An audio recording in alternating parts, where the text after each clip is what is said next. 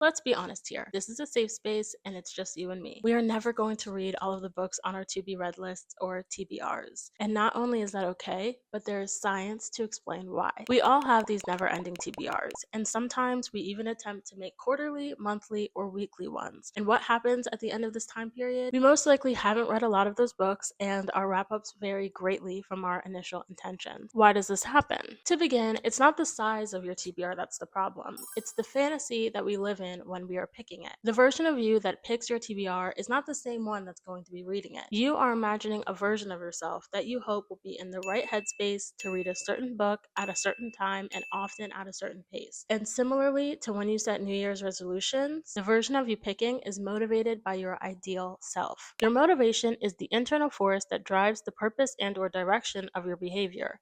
Your ideal self is a mental representation of a set of attributes that you wish to possess. What does this mean? Well, when you have high motivation and you're imagining an unattainable representation of yourself, it is easy to be overly ambitious and to not give your future self grace to the inevitable throes of life. So now that our motivated self has set a new list of books for us to tackle this month, we are excited, pumped up even. What happens? Why doesn't the ambition and motivation carry through into our reading habits? The answer is partly because of the intention behavior gap, the failure to transform intentions into actions. In fact, studies have shown that intention only predicts 30 to 40% of behavior changes. Instead, we are guided by mechanisms that run on activation and inhibition. Our motivation is guided in similar ways. When we are faced with a task, like reading 6 pre-picked books in a month, we react in either an excited or avoidant way. When the task feels particularly daunting, either because you picked an unattainable number of books, the books are highly anticipated, or the motivation is just slipping, it is easy for our inhibition systems to kick in and an avoidant mindset to overtake our perspective on decision making. And once we start avoiding, that's when we start to feel those books eyeing us, unopened, unread, untouched. But there's a reason for this too. The Zeigarnik effect is the psychological phenomenon where unfinished tasks are more prominent in our memory than finished ones. To apply this to reading, while being around your unread book collection may bring about a feeling of comfort, often called sunduku in Japanese culture, others may find that it causes anxiety due to the feeling of obligation. The anxiety is rooted in the Zeigarnik effect, due to your brain constantly, subconsciously reminding you of all of the books that you have yet to read. Additionally, when we add books to our TBR, not only are those books inherently unfinished, but they have also been added to our mental to-do list, ultimately introducing a sense of obligation to reading those particular books. These compounding effects can make a TBR of any length seem daunting for seemingly no reason, as we are often unaware of our subconscious decisions and motivations. So why even try if we're going to psychologically self-sabotage anyway? Well, having this stack of unread books isn't bad,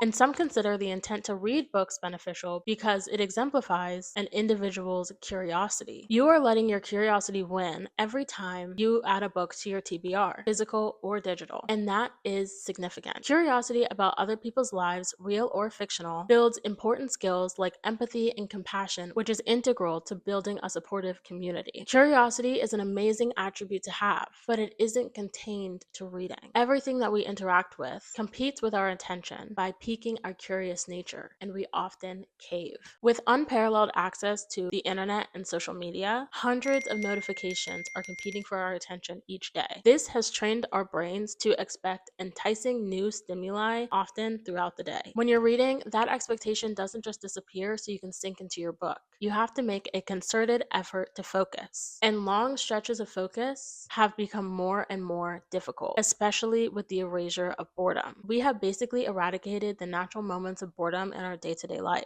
We start scrolling during commercials, when a show is too boring, and even mid-chapter. I know you do it too. We don't want to let our brains be bored anymore, and reading can sometimes parallel boredom. The exposition can often be the slower part of a book because it takes time to build the setting and the characters into something that you can imagine and care about. But when our attention begins to drift, it can be hard to power through to the climax of the story. Sometimes books just need time, and it's getting harder and harder for us to give it to them. When attempting to work through our TBRs, those Those lulls between books are often filled with scrolling, making it harder to start the next book, knowing that it will most likely be slow to start. Having to overcome this barrier each time you start a new book can make long TBR lists difficult to get through, which leads me to the next concept, the work to reward ratio. Reading is generally an increased work equals increased reward activity, and while there are short stories and poems that can sometimes do as much as a 300-page novel, the majority of the books that I see promoted as must-reads are 300 pages or more. At an average reading speed of 1.5 minutes per page, it would take an average person 450 minutes or 7.5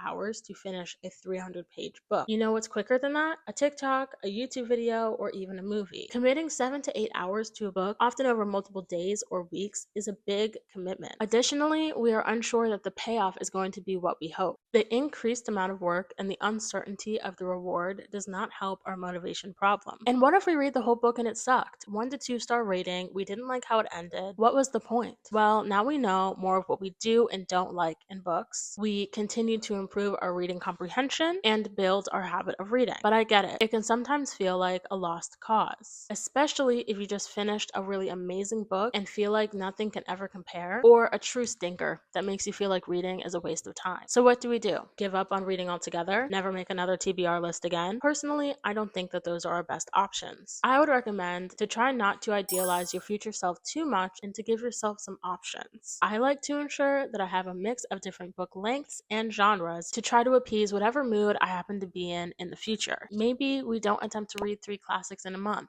but a classic, a sci-fi, a romance, a thriller if the motivation drops, and a nonfiction book to give our imagination a break. Another thing that could help is to make a plan centered around habits and not particular books. Instead of vaguely saying, I will read 2 books this week, say to yourself, I will read 20 pages when I have my coffee each morning. It gives you a clear time and place to implement your goals. Lastly, don't be afraid to go ghost. When you feel the urge to read, get rid of your phone. Move it to another room, put it on silent, or give it to your friend to hide. When we aren't tempted by external distractions, it is easier to become immersed in the story and for you to fly through it. It is clear that with the combination of psychological and environmental impacts that our motivation and attention spans are often working against our goals. But that doesn't mean that you should give up. Setting goals and hitting milestones in our reading can be so fulfilling. When you set a realistic goal for the number of books that you want to read in an amount of time and you achieve that can lead to an amazing feeling of accomplishment and pride. And I don't want to discourage that. On the flip side, sometimes life gets in the way, and that's okay. 99% of people do not read as a part of their job. It is a leisure activity that is supposed to be done for fun, entertainment, and relaxation purposes. Even if the book has you frantically flipping the pages out of suspense or crying due to the gall of the author to kill off your favorite characters. The average person does not need to put that much pressure on the amount or the type of books that they are reading. Reading anything in any amount is ultimately a good thing. And even if you only finish 1 book in a year, that puts you ahead of about 50% of other Americans. So in conclusion, keep building those TBRs, but don't be afraid to let your curiosity about the world around you guide you into exploring the stories that inspire you most at that time. Reading is supposed to be enjoyable and something that you look forward to. If you make it a rigid to-do list, your brain will try to fight you.